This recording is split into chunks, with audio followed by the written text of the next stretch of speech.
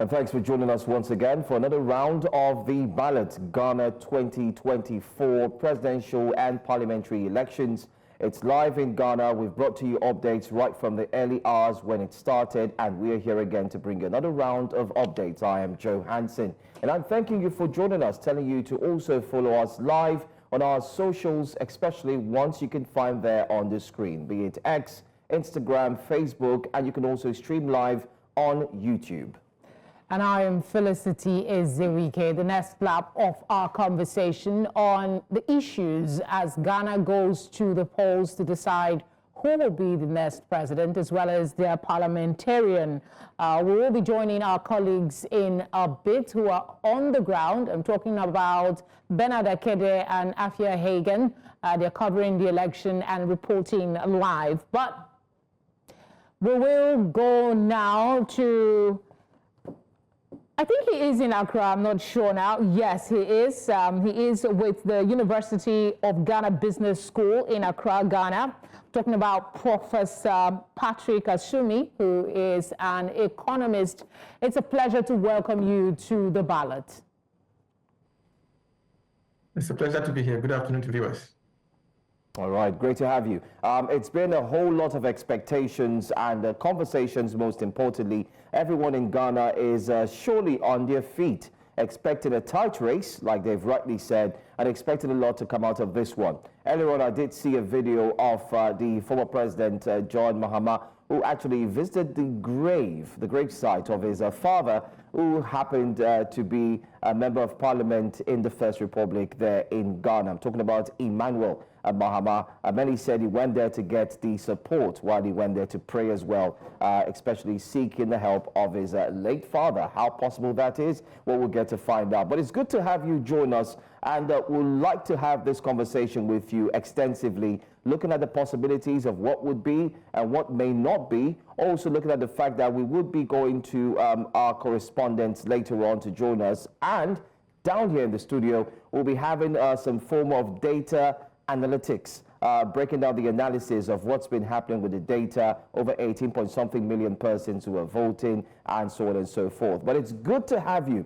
It means that we would, first of all, pick your answers to a few questions before we get to join our colleague who is on standby to break the data for us in bits and pieces. But I think my first question to you, just to get things warmed up, will be, how would you rate this election so far so good?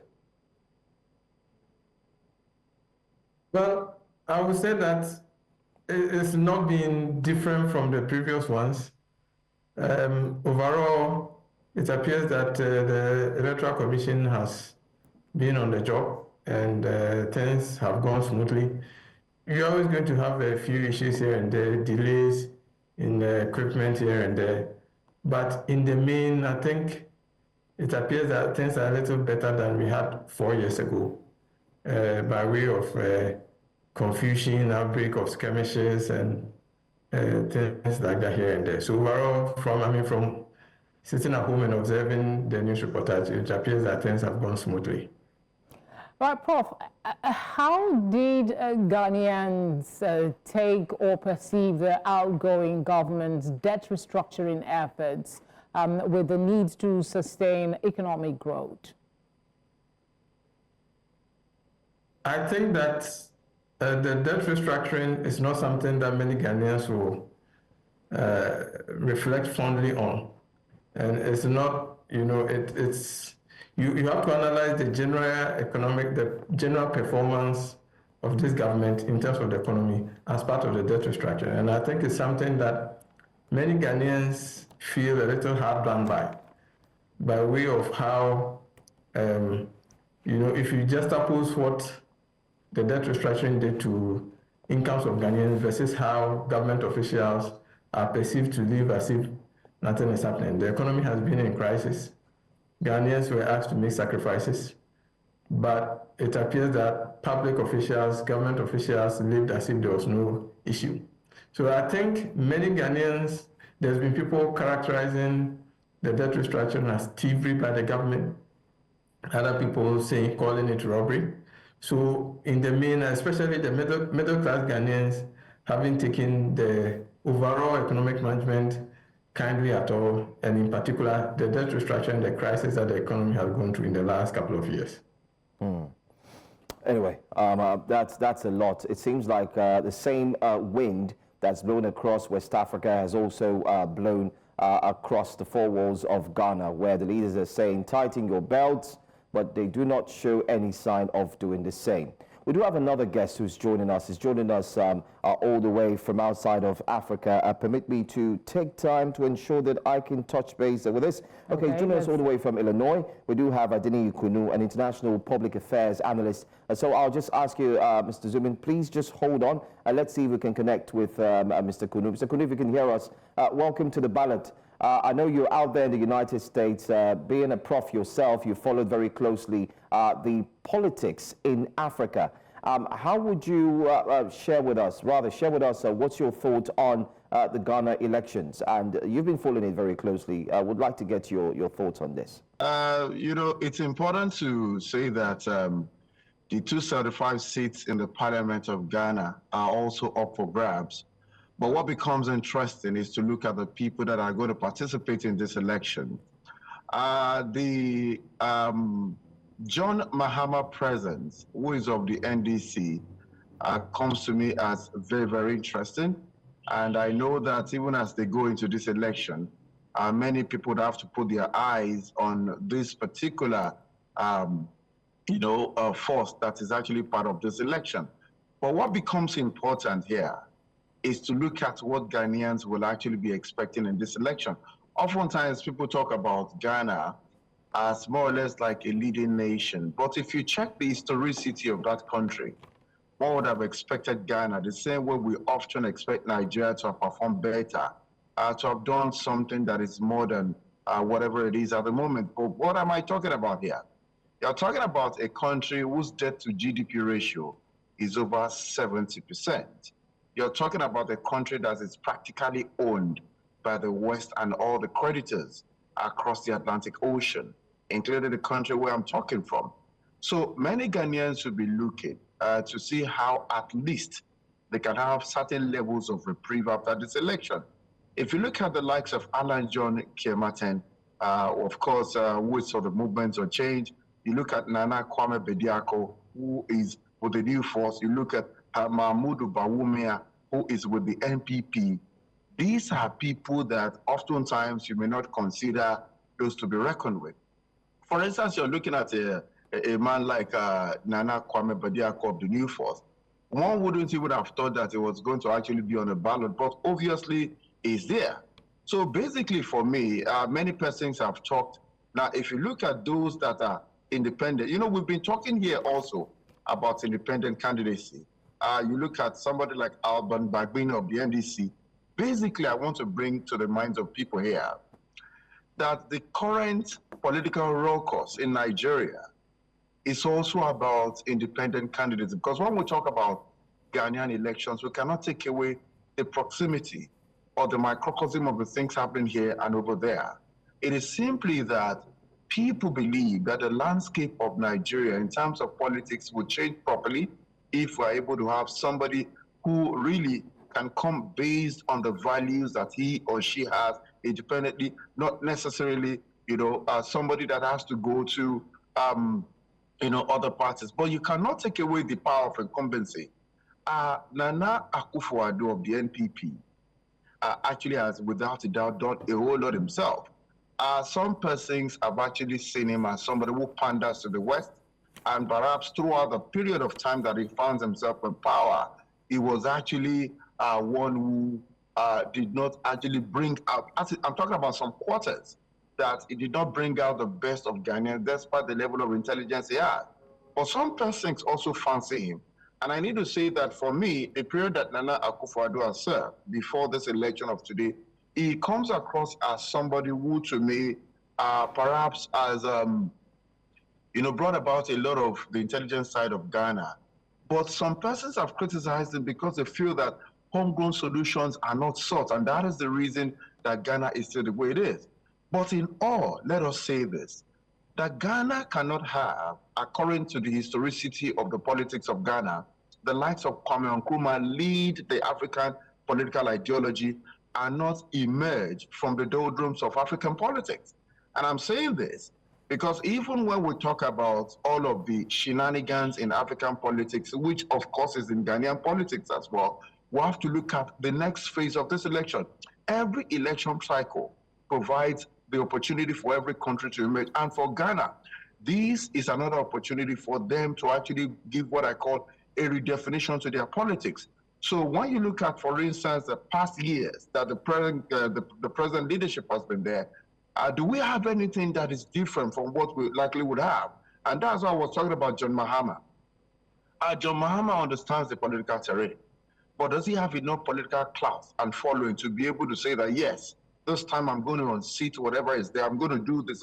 These things are very, very key. So when we look at what has happened and look at what we expect to get from Ghanaians, we have to look at also the life of the average Ghanaian. You have to look at the state of infrastructure in Ghana. You have to look at how much incursion Ghanaians have allowed the likes of the Chinese white tigers to take over certain things in the economy.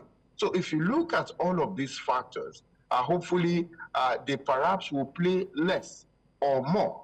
But what is key here is for the Ghanaian voter to go out there today and see how things can be redefined. Hansen? Wow. Well, right. Anyway. A lot to assimilate from what you've said. Yeah. We will be back with you in a sec. Just to say, we have our colleague, Prof Asuming Peters, standing by for some analysis of what the data is saying about the polls. I think we should just get Professor's presentation, and then we'll go get our colleague on the ground for updates. Professor, over to you.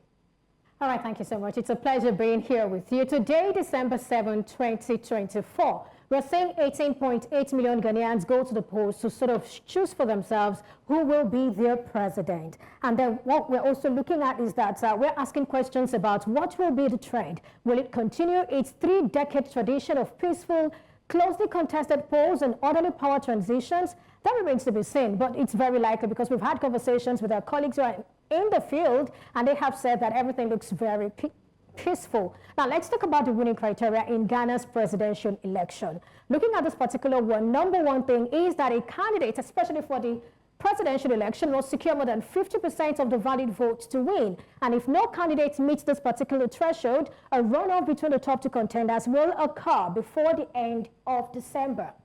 And that, of course, is what we have right here. Now, I'm bringing this here because this will serve as foundation for what I will be talking about next. Now, talking about what trends are we expecting? Number one, NPPs break the 8th cycle. Now, what does this mean? What we have seen in Ghana is a situation where since the year 2000, parties have only been able to win election for a period of 8 years. Now, that's what we're seeing, a cycle of leadership change since the year 2000, and that happened in 2008 and also in 2016. Now, the leading political party, NPP, and its candidate, Mahamudu Bawumia, aim to defy this trend with their Break the 8 campaign. Now, let's take a look at this. Since the year 2000, like I said, remember I mentioned earlier that if you do not win above 50%, you cannot be declared a winner. So there has to be a runoff. So this is the runoff we had in the year 2000. And when we look at this particular runoff in the year 2000, we're seeing 57% coming from this particular party, which is the New Patriotic Party. Now, that happened in the year 2000. And also in the year 2004, after 4 years here, another 4 years, we're having the NPP taking the reins again. Now, that's a period of 8 years. 2000 to 2004 is 4 years. 2004 to 2008 is another 4 years, making it 8. Now, let's come to the year 2008. We're also seeing a situation where here you see that there's no clear winner here, and that's why we had that runoff again happening in the year 2008. And after that runoff, we have a winner, and that winner is the National Democratic Congress. But let me just show you this Tika so you will understand. When you see this dark color, that's the National Democratic Congress, and this lighter one is New Patriotic Party, and this pink is for the other parties, right?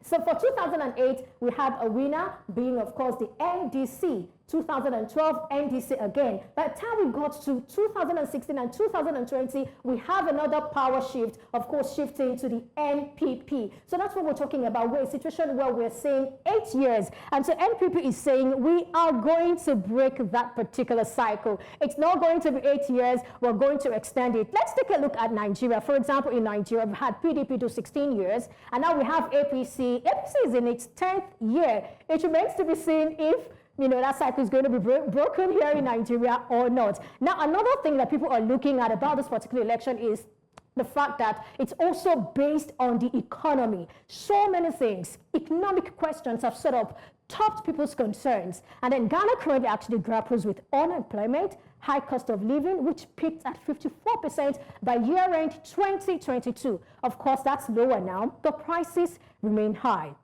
And apart from that, we also have 850,000 Ghanaians who were pushed into poverty in the year 2022, and that added to the 6 million already living in poverty. Now, that's a lot of numbers. And other issues you want to look at are debt, and the IMF and galamsey, also known as illegal gold mining. I want to sort of focus on these two, debt and the IMF. So we want to first look at the projected budget deficit. What does the data really say here? Now, according to researchers at Oxford Economics, a victory for Ghana's opposition, NDC, would result in a 5.1% GDP budget deficit by the end of the next presidential term. And according to those researchers, they are saying that the ruling MPP would face a slightly higher deficit of 5.3%. If we can see that slide on IMF dependency. Now, this one on IMF dependency tells us that, it has sort of depended on IMF programs since the year 1966. And we're seeing 17 IMF programs and only 9 non-IMF years since 1993. And this tells us that Ghana is nearing the completion of debt restructuring, under the G20 common framework after defaulting in 2022. Yet, this dependence on IMF is something that remains to be seen, how anybody will be able to deal with it. Now, irrespective of the fact that that particular result, that particular research tells us that the NDC will give us, a lower deficit, one thing is sure, and that is the fact that regardless of the winner, there is no end in sight for Ghana's post-independence pattern of international monetary fund reliance. And this will sort of limit the government's fiscal flexibility with little difference in macroeconomic outcomes for either party. So irrespective of the party that comes up, this challenge is going to remain. The difference might not be much after all, but what else can change? Maybe another thing that can change is how either of these parties, either of these candidates, will be able to handle galamsey. Galamsey that, of course, talks about illegal mining. Now, today, 60%, I'm talking 60% of Ghana's fresh water is contaminated by toxins from illegal gold mining, which also damages farmland, reduces crop yields, and displaces farming communities. Now, this particular trend costs, okay, let's have the galamsey up here. Talking about the economic issues around, illegal mining. Can we have that slide here? Well, basically, let me just, while we're waiting for that slide to be put up here, one thing we know is that this particular issue has sort of tarnished the NPP's reputation, because they came into power saying they are going to deal with that, but sadly, we're not seeing them doing that. And so the question will be, will that affect the choice of Ghanaians, the choice that Ghanaians are going to make today? Will they say, as a result of promising that you will be handling or attempting to put an end to galamsey, and then ending up not being able to do it is going to probably affect, the choices that Ghanaians are going to make today. So this is what you have, 60%, and then you have over $2.3 billion lost annually to illegal mining. And now the question is, what will Ghanaians be doing, or what will Ghanaians say as a result of this? Now, apart from that one, another thing we want to look at, apart from the economy, which of course is a big deal, because I remember listening to some of the guests earlier, they were also talking about the impacts of the economy in decision making. Now, will Greater Accra be the kingmaker in Ghana's 2024 election? For this one, let's have the Greater Accra slide. Now, this is it. Greater Accra, to a very large extent, has this reputation of being the kingmaker in a contest between two northern heavyweights. Not necessarily two northern heavyweights anyway, but of course, generally, that's what we have seen. And it has historically mirrored national outcomes, with the political pendulum swinging between two parties. So what we know about Greater Accra is that whoever wins from Greater Accra becomes the national winner to a very large extent. Just like we have the KKK in Nigeria, the Kardashian sisters, some persons call them, yeah? So for Ghana, their Kardashian sisters is just one person or one region, which is the Greater Accra. So what happened was that there was a deviation in the year 2020. Ordinarily, you'd have said, okay, whoever wins Greater Accra sort of mirrors the person that's going to get the national, vote. But in 2020, we saw a deviation where NDC won 51.04% of votes in Greater Accra, yet it lost the presidency because Nana Akufo-Addo of NPP actually won nationally. So while Greater Accra may or may not be the kingmaker in Ghana's 2024 presidential election, you also want to consider another factor. Now, this factor is what we call the northern region. And that is where the two major candidates are from. Northern regions are the battleground for the top two candidates. Now, you want to probably look at what we have for this particular one. Now, looking at this part, we have the Wale here. We also have the Bole here. What we are looking at is a tribal and political loyalty test. Now, this may have been a walk in the park for NDC because, the northern regions have traditionally supported it. However, Bawumia's rise has altered the political landscape, and that's what we're seeing right now, and that makes the contest in the north more competitive. Just like we were talking about Greater Accra, where it would have been a walk in the park for NDC, here it could have also been a walk in the park, but that would not happen because Bawumia from Wale in the northeast region has boosted NPP support through development projects like the creation of the northeast region and the Zipline medical drone service and some other things, even roads. However, we are seeing internal divisions in the NPP, which could hinder full support. Now, recall Alan, that's Alan Kirimaten, who left the NPP following a contentious primary. Now, an independent candidate for the 2024 presidential election, his strong ties to the NPP's Ashanti region stronghold could significantly impact the election as a potential spoiler for NPP. So if you ask me, I'll say the northern regions will play a key role in determining the election outcome. That's exactly what we are seeing here. And voters are focused on policies that directly affect their livelihoods, with the race between Bawumia and Mahama seen as a test of their ability to address these challenges. And that, of course, is what we are saying. So 3 things that I have mentioned today, or let's say majorly 2 anyway. We're looking at the economy, we're looking at Greater Accra, and we're also looking at the northern region. What impact will these 3 things play in, the decisions that Ghanaians are making today? I'm sure that in the coming days, we'll have an answer to all of those questions, and we'll get to know, where the people, sort of tilted to. Well, it's back to you, Felicity. I don't know if you want to say anything about this. And it's clear that this is a contest to win, and it has a lot to do with the economic situation in that country. That's right. I mean, I'm more impressed with the data analysis right there, but I could also say this. It calls for worry, especially with the NPP, saying that Mr. Karen Martin indeed has broken free, becoming an independent, and taking a percentage of the NPP followers. Yeah. So this would kind of reflect exactly to what we saw in the Nigerian political landscape, where a certain number of votes that was supposed to go to a new and emerging powerhouse or candidate was simply cut short because the votes were indeed shared amongst other political parties. And we know what they say, like the king of the political decision maker, which is the North. You've also broken it down, saying that they also have a strong role to play. Also, Accra, very strong one there, breaking it down for us, helping us see what has happened all through the years and up until now. But I can ask you just one question, if I were to ask you. My question to you right now would be, with all of this data, I mean, you followed through the previous elections that did hold here in Nigeria. You also went through your own very data, talk about the Edo gubernatorial elections. You also did see Ondo gubernatorial elections. When you do a compare and contrast with what you do have, even though this is a presidential and parliamentary elections, what would you say is quite synonymous with these elections, especially looking at West Africa? Well, I would rather not even dwell on what's synonymous, because whatever is synonymous should actually be a given. I would rather look at, the difference. We're seeing a situation where there is an election and we're saying something peaceful.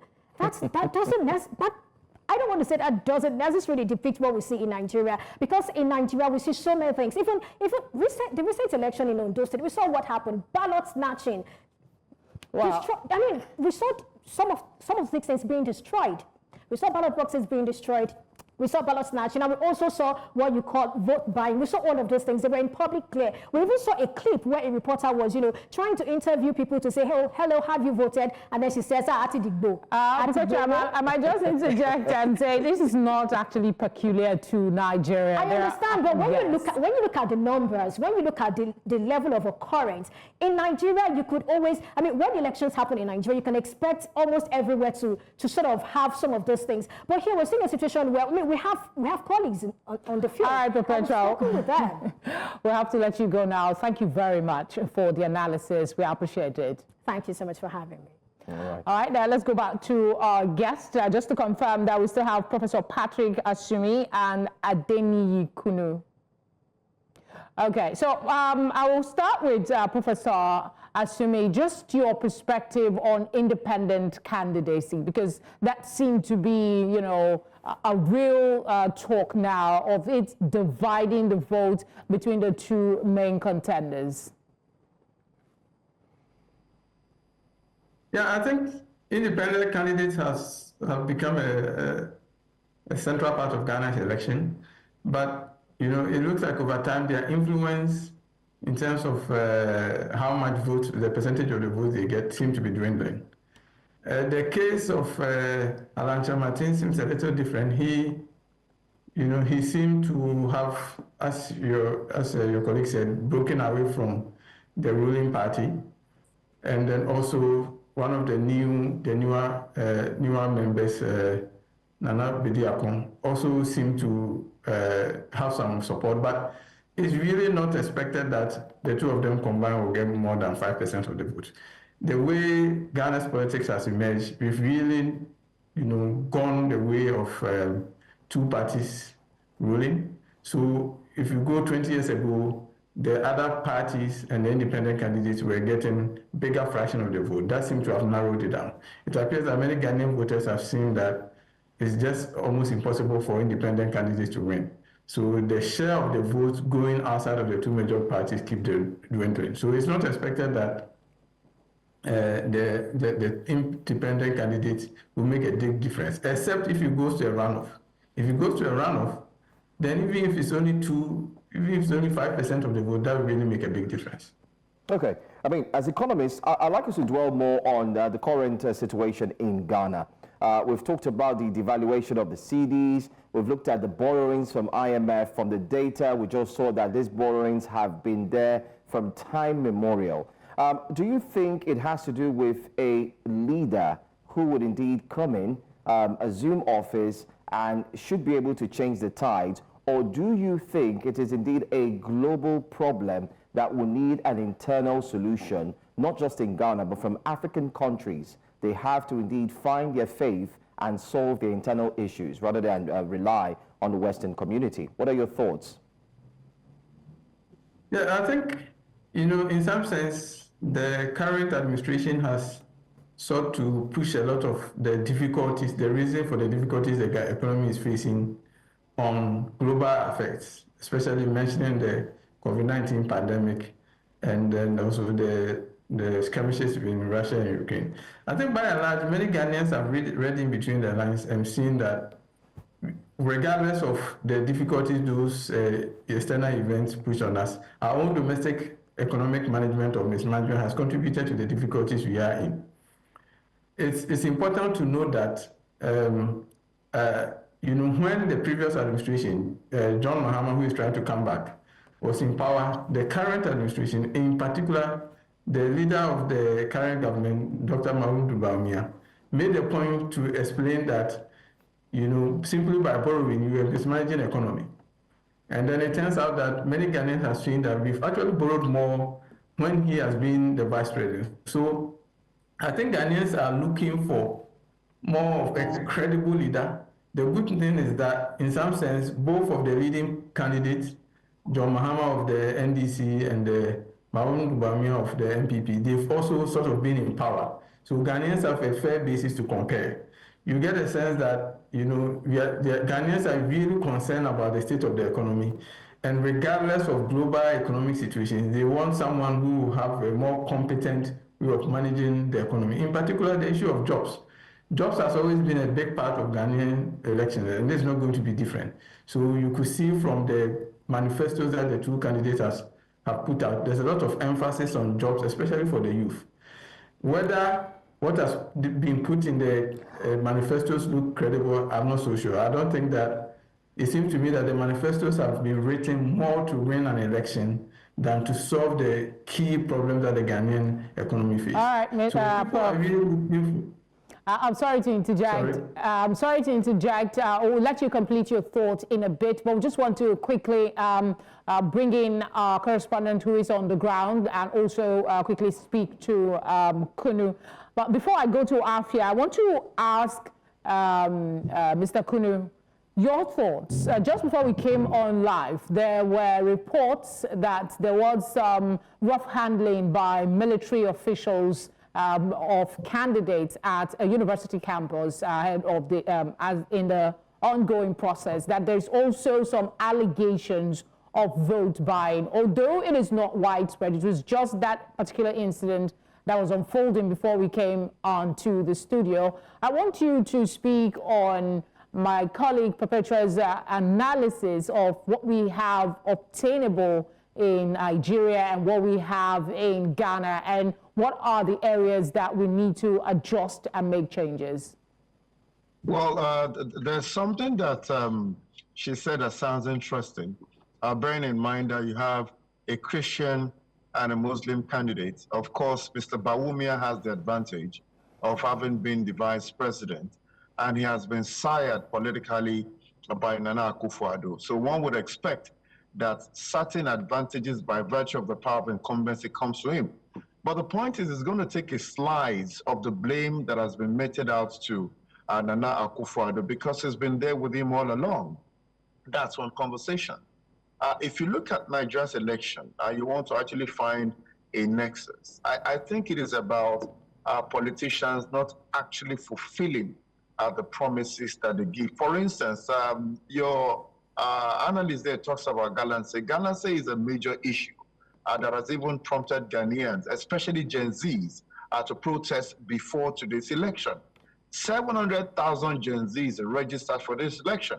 And we know that when Gen Zs are in a particular situation, you find out that because they are young and restless and they really are enthusiastic, there is a likelihood of them to want things done their way. You talked about a university environment. You'd expect many people who are going to vote around the university or in the university environment to be Gen Zs. And you will know that there are certain things characteristic of them, especially the 700,000 that will be voting for the first time. For the first time. So I expected, or I imagined, that the incumbent would have actually reasoned as well that because you have 700,000 new voters out of about 18 million in an election that has 12 aspirants, talking about a population of about 37 to 39 million, one would have expected that there is the cognizance of the reality of the restiveness of these young people, and to actually do more sensitization than, unleash the army. And that's again what I want to say. What is the army's business in an election? The police are supposed to be in this election, not the army.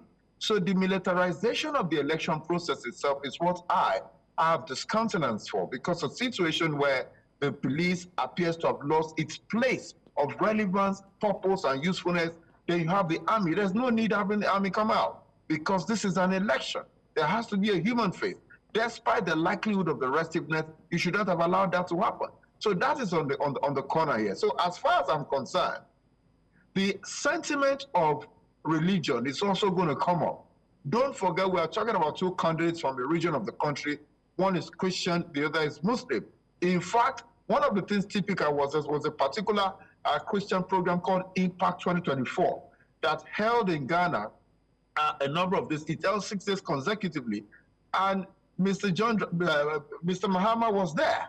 And it's a gathering of Christians in Ghana. It's one of the most foremost gathering of Christians in Ghana. So it tells you also that religious affiliations actually play a significant role in any election. So while Mr. Bawumia may not have particularly a gathering of Muslims at a particular place, his work is also cut out for him in terms of how is able to leverage whatever social gathering he has to be able to put the support for himself. But what is key in all of this is that the economy has taken a turn for the worse under this administration. And I want to say this.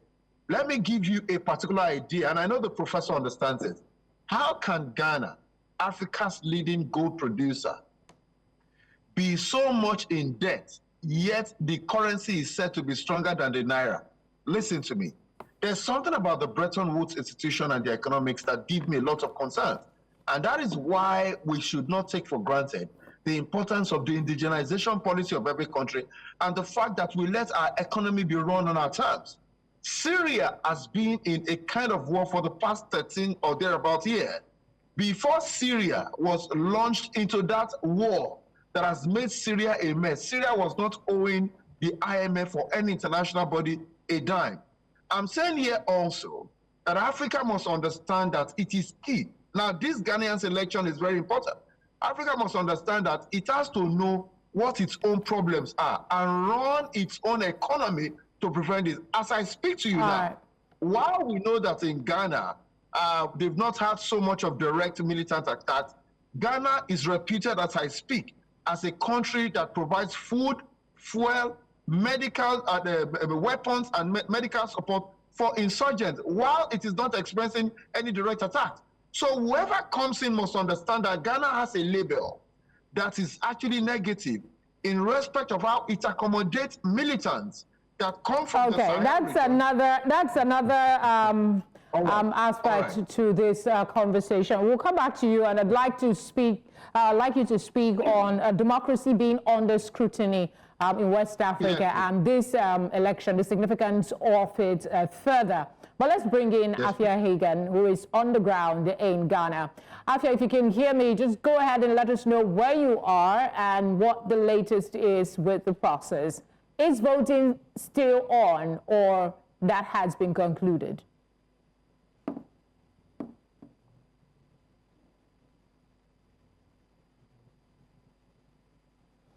Okay, I understand the connection is a bit hazy, so we'll just stay with you, Mr. Kunnu. I don't know if you got my earlier question before I went on to I did. Democracy is indeed under scrutiny, and this election has a lot to do with that. I'd like your thoughts. Thank you very much. You see, let's understand who are the agencies of scrutiny of this democracy or elections. When they say charity begins at home, it first of all must be the over 30 million population of Ghana, especially those that are 18 years and above. That has to be the first. So who is the other agency that should be scrutinizing Africa? It has to be ECOWAS. It has to be the African Union. But when you look at the leadership of ECOWAS, of course, President Bola Ahmed Tinubu of Nigeria already has a second term as far as ECOWAS is concerned. And we already know that the African Union appears to be a conglomeration of those who lead the continent, but they are very untruthful to themselves. It is in this same ECOWAS region that you find an Alassane Ouattara, who should have left that position. Two persons that wanted to take over from him died in very suspicious circumstances, and France has continued to look the other way, keeping it under siege. In Africa, 29 countries speak French. About that 29, if you look at the ECOWAS region, you'd find out and agree with me that a sizable number of those that speak French, by virtue of colonialism, are also still under the particular siege of France.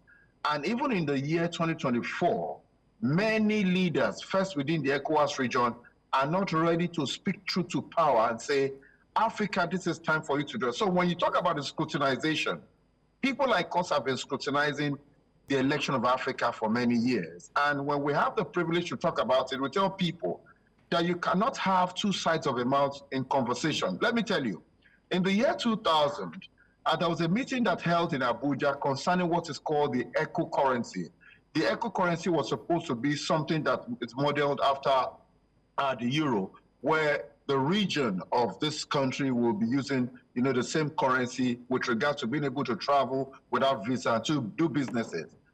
Close to the time when the eco currency was to be launched, Emmanuel Macron came into Ivory Coast and messed up the process. And because Alassane Ouattara and many other former French colonial regions are still tied to the territories of France. They couldn't do that. So when we talk about the scrutinization, this is part of what we're doing here. And I think it is important for the leadership of ECOWAS, in the name of President Bola Ahmed Tinubu, to understand that he first must show that he even understands the dynamics of ECOWAS, and he should be able to do something. Now, let me say this.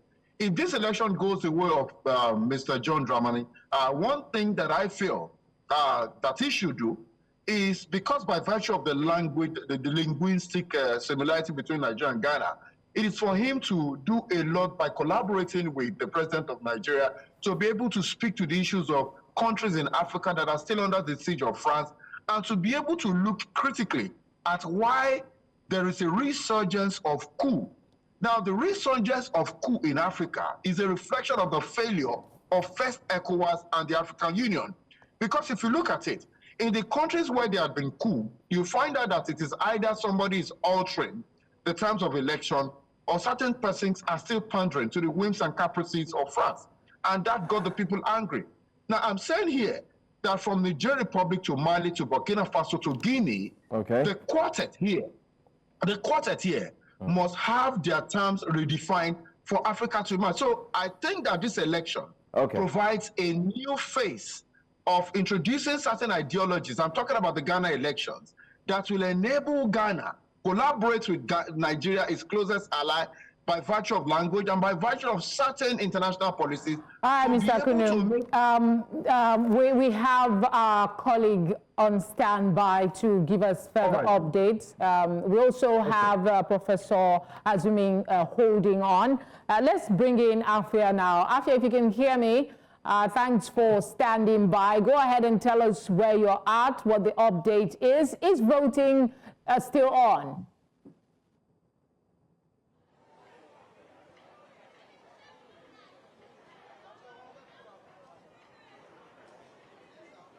Yes, voting is continuing for about the next hour and a quarter. So we are at a polling station in Kitasi, that's in Abri, outside Accra, and a much busier polling station than we have seen throughout the day. So we have been in Accra mostly, and now that we have left Accra, a much busier polling station than we have seen before. Crowds of people gathering to making sure that they can cast their votes. Now, the Electoral Commission said to me earlier on today that as long as people are in the queue by 5 o'clock, then they will be able to cast their votes. I do have Edwin here with me. Edwin, you've come to Kitasi to place your vote. How have you found the experience? Yeah, it's been not tough here. As for the voting experience, it's very much good. As you can see, there's no line here. If you come, you come and vote smoothly, because the electoral people, their machines and what they use to vote doing their voting is much correct. So there's no problem over here. Yes. Yeah. A very busy polling station as well, with an NPP office right opposite the polling station. Is that going to influence the way people will vote in any way? I don't think so. I don't think so, because it has been here since. Yeah, it's more than 5-10 years. Yeah, so I don't think we have any problem with it, and I can't see anybody complaining about it that it has been here, so it is worry or something like that. So I don't think there's any problem over here. Yes. Yes. What are you expecting from this election? What outcome would you like to see? The outcome of what? Of the election. So you want me to predict or something? What? Oh no, or what are you expecting? What do you want from Ghana in the next 4 years? Oh, okay, yeah.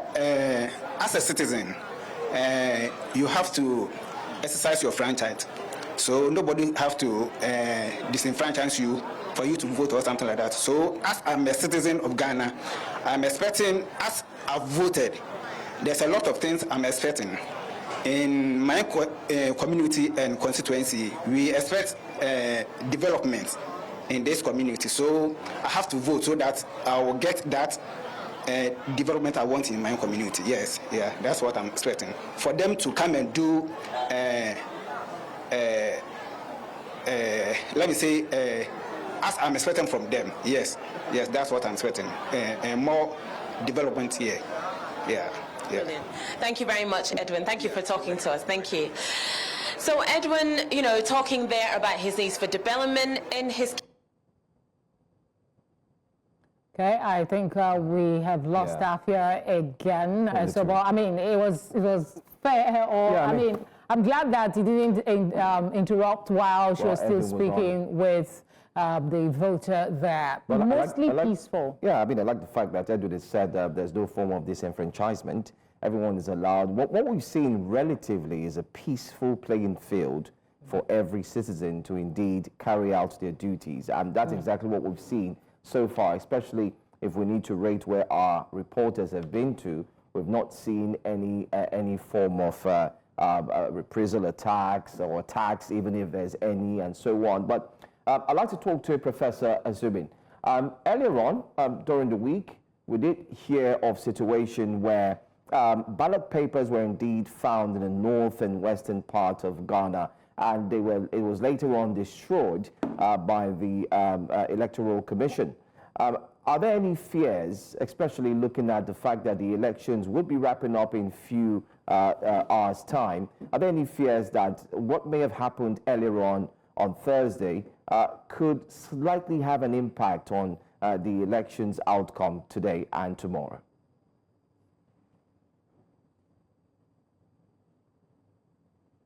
Especially with transportation of electoral materials. In addition to the one you mentioned yesterday, the ones you have mentioned yesterday too, there were issues with electoral officials transporting electoral materials, not following the due procedure. In the main, I think those shouldn't affect the outcome, but the problem is that especially the opposition party is always very suspicious of any genuine mistakes on the part of even electoral officials. And it's not just this opposition. It's always been the case. Whenever a party is in opposition, it thinks that the Electoral Commission is colluding with the ruling government to rig the election. But I mean, any fair assessment of when you listen to the case genuinely and you're objective minded, you're beginning to see that some of these are genuine mistakes that tend to happen. So ordinarily, I don't think that it should affect the outcome of the election, but the perception and suspicions are always very high, especially between the two leading parties. Let's talk about Africa being bold enough to handle its very own natural resources. We've seen the Galamsey issue. There were videos prior to this election circulating online where Ghanaians took the bull by the horn, telling the Chinese companies that were situated in different parts of Ghana to take a leave. Would you say that Ghana is rife enough to handle its very own resources without any international interference? And would you also agree that it would be one of the best ways to bring back the economy to where it should be? Very, very important question. I think we've been doing especially gold mining for more than a century, and Ghanaians rightly question the true benefits of these mining activities for ordinary Ghanaians. And I think we are right to say we really haven't seen concrete benefits that ordinary people have suffered. And I think that plays into the logic of why we have the Galamsey or the illegal mining issue that we've been referring to. The illegal mining issue is an economic problem. It's not political or it's really or a military problem. It's an economic problem. It's an issue of our economic activity. We have, when we were in a British colony, the British followed a particular model, exploit the minerals and take them away. The expectation is that as an independent nation, we will take more control in terms of the management of the resources, the exploitation of the resources, so that we gain more benefit. Unfortunately, that hasn't happened, and many ordinary people, especially in mining communities, feel that their aspirations are being dashed. So the illegal activity that you are seeing, well, it's a complex area of essentially, it's almost become a gang, led by some political actors. Many of the people who are financing the illegal activities are people who are strong connections with parties in power and even some powerful opposition members.